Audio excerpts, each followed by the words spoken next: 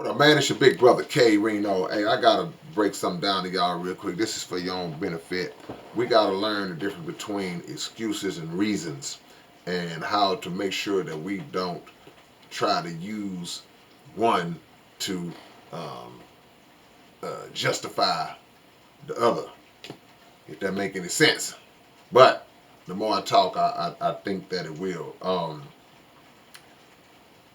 People are born, in my opinion, most people are born with a built-in level of optimism, and that means they always can look on the bright side. They can always see a way to get it done, whatever it is. You got your ideas, your hopes and dreams, and you like, man, I'm gonna do this. What I'm gonna do. This what I'm gonna do.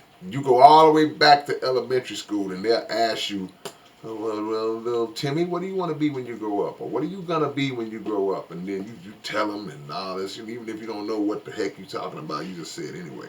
But as we all know, as time goes on, as life starts to get real, then for some people, um, those dreams and aspirations, they start to get further and further in your rear view because other things are going on that requires more immediate attention, and now you're not able to focus 100%, or you don't think you're able to focus 100% on those goals you laid for yourself, and now you're giving up. Or you tried to do it a few times, it didn't work out, and your spirit just got broken. Your heart got took. You just felt like you just couldn't get it done, and now you start to make excuses. The world is against me, man. Everybody against me.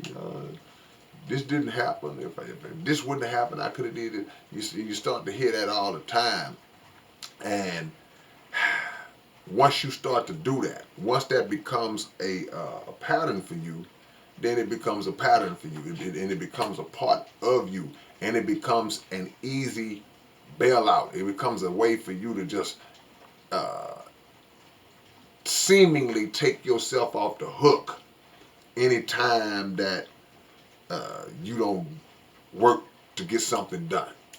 And in the beginning, you might have, or you may know somebody who's like that. In the beginning, they probably used to try. They used to give it a shot, but after a while, they just got to where they don't even try no more. And you start asking them, well, what about it? Well, nah, man. See, the people told me I couldn't do it because it's always an excuse, an excuse, and that excuse only has to work one time, one or two times maybe. And once an excuse works one or two times, then the person who is giving the excuses all the time, they start to go, hmm. So all I got to do is just make up some bogus excuse as to why I don't want to put the work in, why I don't want to try again, why I don't want to go harder. And people will accept it. Yeah, they'll accept it those first couple of times. But see, the thing about an excuse is not something that is a permanent acceptance. An excuse is something that, okay, this gives you a pass for a period of time until it's actually time to get back on it. So if you are sitting in your classroom and oh man, my stomach hurt, and then you tell the teacher say, hey man, go down to the nurse's office, and you go down to the nurse's office, and the nurse says, okay, well, I'm going to give you an excuse. You have a medical excuse, a pass, where you can go home early. Okay, that's cool, all right. But you can't take that and decide now, every time I want to go home early, I can make up this excuse and say my stomach was hurt. Because that's only going to work a couple of times before people start saying, man, your stomach was hurt. Your stomach been hurting 8 times this month. People see through you. That's the difference between a reason and an excuse. A reason is something that legitimately takes place, and you tried. You gave your effort. You had no intention of not doing what you were supposed to do, or what you said you were going to do, or what was expected of you to do, but something happened and you weren't able to do it. I was on my way to an event one night, and I had every intention of being there, but on the way there, I caught a flat, and I was in a position where I couldn't immediately just knock it out and do it. So I had to call AAA and all this different stuff. For some reason, AAA took forever, and time passed, and before you know it, I missed the event.